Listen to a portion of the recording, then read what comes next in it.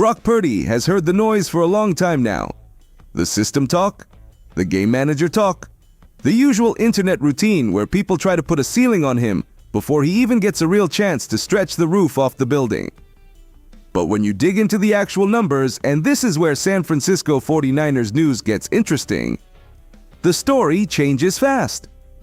Because Brock Purdy is not just surviving in the toughest situations, he's thriving in them. And the kind of situation that tells you the most about a quarterback is not 1st and 10 with a clean script.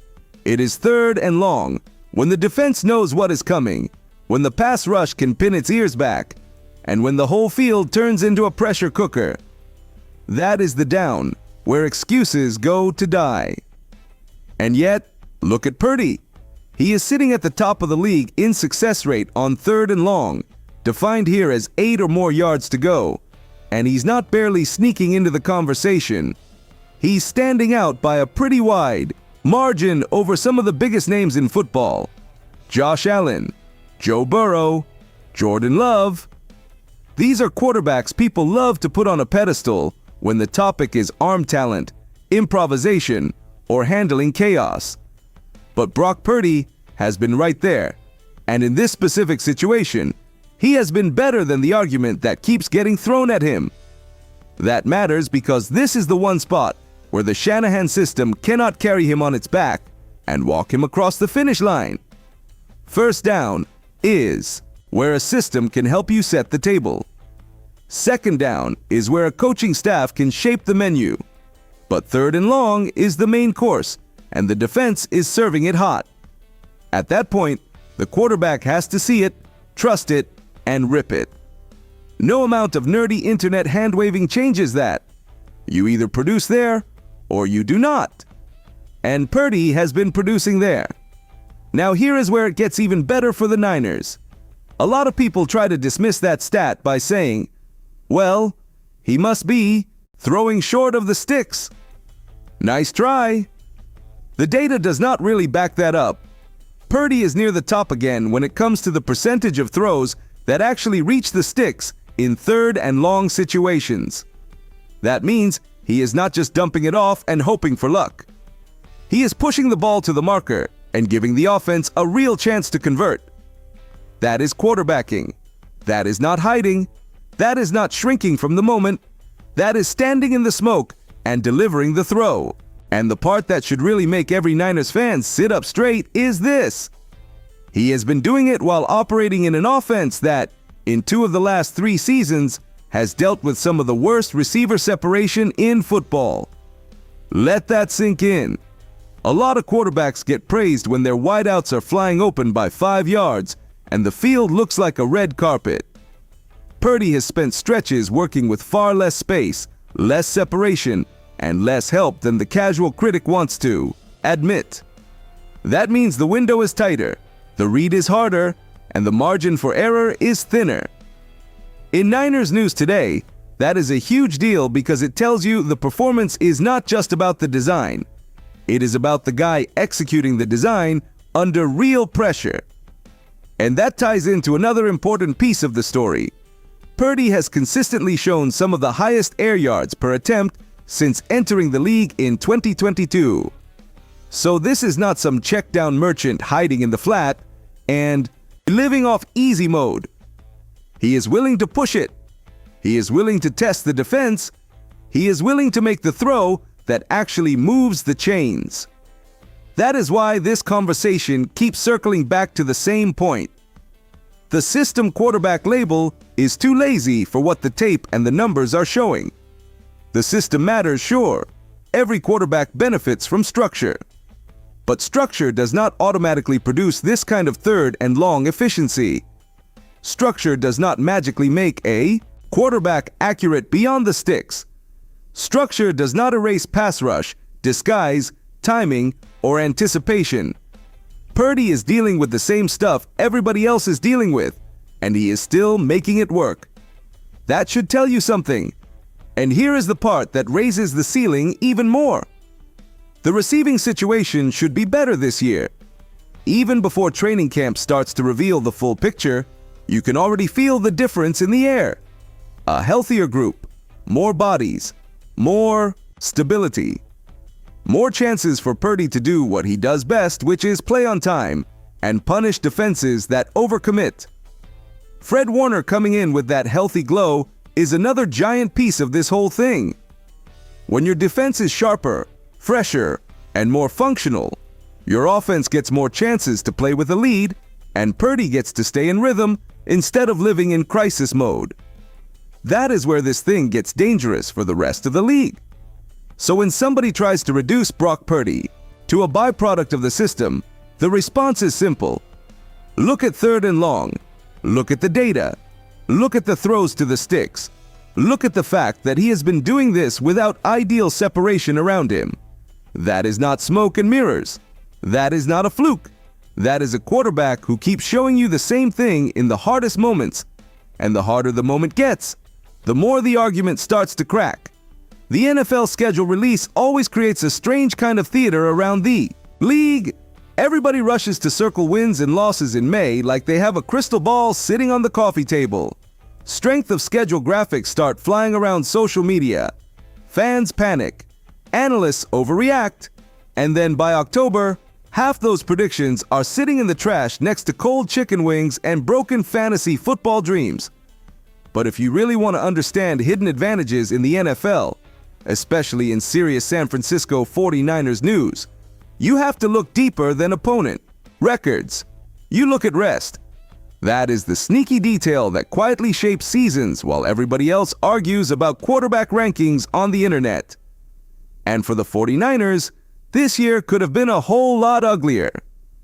When the schedule first dropped, there was real concern that the league might hammer San Francisco again with another brutal rest disadvantage. Niners fans remember what happened in 2024. That team got dragged through the mud physically. 4 different opponents coming off bye weeks. Constant recovery disadvantages. The kind of cumulative fatigue that does not show up on highlight reels, but absolutely shows up in December when bodies start breaking down and legs get heavy. That stuff matters. A lot. Football fans love talking about talent, and talent obviously matters, but recovery is the hidden currency of the NFL. By Thanksgiving, almost every team is hurt. By Christmas, every roster is running on fumes. The teams that survive are usually the teams that manage fatigue better than everybody else. That is why the net rest differential conversation is not just nerd football talk. It is real football logic. And this year, the 49ers at least avoided disaster. San Francisco landed roughly around -3 in net rest differential depending on how you count the Australia trip. And honestly, that is survivable. It is middle-of-the-road territory. Not perfect, but absolutely manageable. Compared to some of the nightmares they dealt with recently, this feels like finally getting out of a storm cellar and seeing daylight again. Because make no mistake, the NFL can absolutely bury a team with scheduling quirks. You want proof?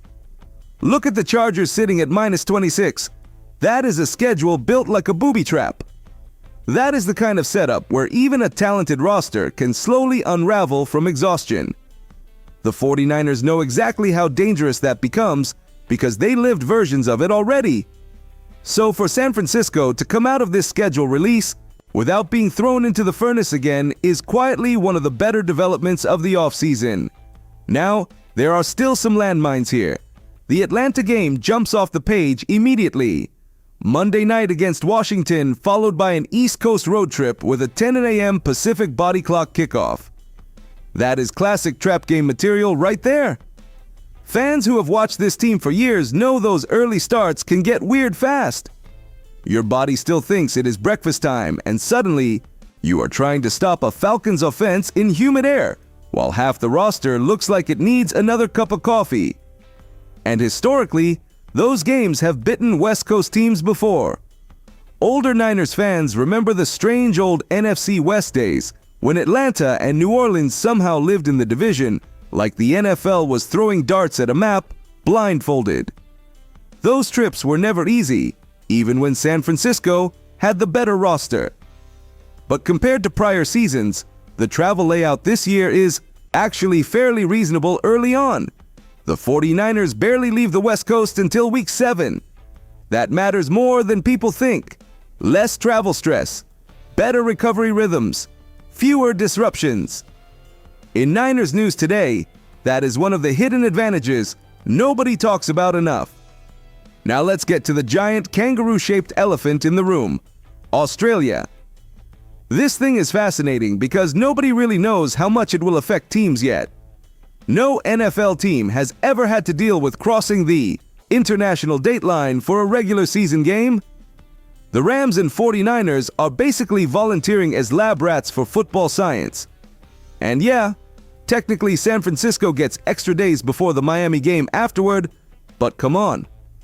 A 15-hour flight back across the Pacific is not exactly a spa retreat. That trip is going to test recovery staff, sleep schedules, nutrition plans, hydration routines, all of it. Players are literally going to land before they took off because of the time jump. It sounds like something out of a Christopher Nolan movie. But even with all that weirdness, the 49ers still came out of the overall schedule math in decent shape. That is the key takeaway. And there are actually a few sneaky advantages hidden deeper in the calendar. The Kansas City game late in the season could be massive. The 49ers get extra rest coming off Thursday Night Football, while the Chiefs deal with a short turnaround after Monday night. That creates a +4 rest advantage for San Francisco, heading into one of the toughest games on the schedule. Against Patrick Mahomes and the Chiefs, you take every little edge you can get and lock it in a vault. Now the flip side is brutal too. Right after Kansas City comes Philadelphia, and the Eagles get the mini-bye advantage there. That stretch late in the year is absolutely going to test this roster. 3 of the final 4 technically come on the road, although calling the Chargers game a road game is almost comedy at this point. Niners. Fans are going to invade SoFi Stadium again, like it is a red and gold convention with football attached to it. You already know those crowd shots are coming. Arizona usually turns into a pretty friendly environment too. So while the travel miles are real, some of these road games are softer than they appear on paper. Still, this entire season is going to come down to endurance. That is the word hovering over this roster. Endurance physically, endurance mentally, endurance emotionally through what looks like another brutal NFL marathon. The 49ers know it too, which is exactly why they rebuilt the roster the way they did. Younger defense, more rotational depth, more fresh legs. The organization understands that surviving January often starts with surviving November. And this is where the optimism starts creeping in for Niners fans. Because if Brock Purdy continues playing at a high level, if Fred Warner looks fully healthy again, if the younger defensive core injects energy into this team, and if the schedule does not actively sabotage them, then San Francisco absolutely has the infrastructure to make another deep run. Not because the road is easy, because this time, the road at least feels drivable. There is a reason this offseason feels different around the 49ers. You can hear it in the way players are talking, you can see it in the workouts, you can feel it in the reaction to the schedule release and the early OTA reports. This does not feel like a team dragging baggage into another year. It feels like a team trying to reload before people fully realize the window is still wide open. And honestly, that might be the biggest hidden storyline in all of this. A lot of the national conversation around the 49ers lately has sounded strangely funeral-like. Like people are waiting for the dynasty window to quietly close. Like the injuries, the playoff heartbreaks, the roster turnover, and the physical punishment have finally caught up to them for good. But inside the building, the message looks very different. The 49ers are not acting like a team preparing for decline, they are acting like a team preparing for another swing. That starts with the quarterback. Because if Brock Purdy really is ascending into that top-tier category, and the numbers strongly suggest he is heading that direction, then the entire ceiling of this franchise changes. Teams spend decades searching for stability at quarterback.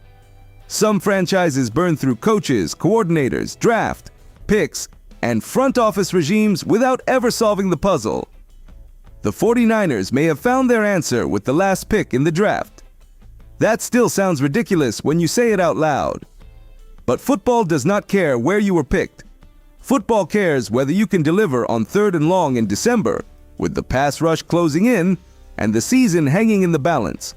Purdy keeps showing signs that he can. And now, the supporting structure around him may actually be built better for the long haul than it was a year ago. The defense is younger, faster, fresher. That matters because the 49ers are about to travel more than 38,000 miles this season. That is not a football schedule. That is basically a world tour with shoulder pads. Australia, Mexico City, cross-country flights, late-season road swings. Recovery becomes survival at that point.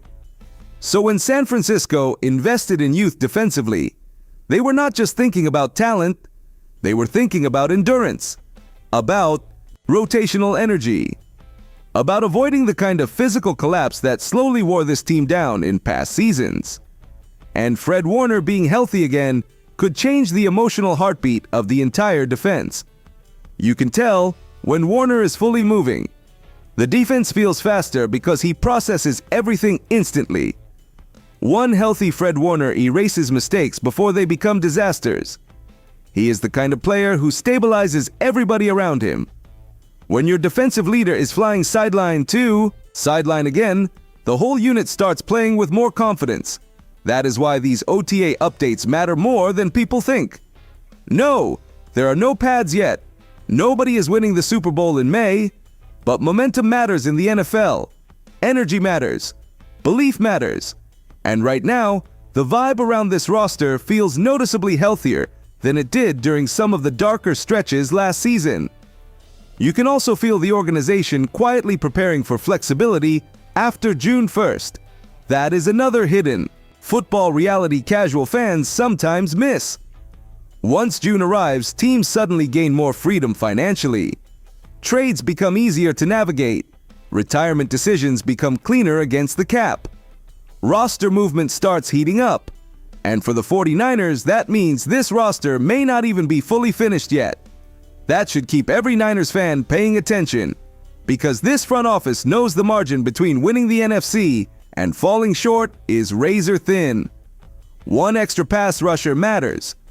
One more reliable corner matters. One veteran addition for depth can completely change how a team survives the grind of December football. And speaking of December, that is where this entire season may ultimately be judged. The back half of the schedule is not forgiving. Kansas City, Philadelphia, division games, travel fatigue, playoff pressure. It is going to feel heavy. But the interesting thing about this team is that they seem built specifically for attrition now.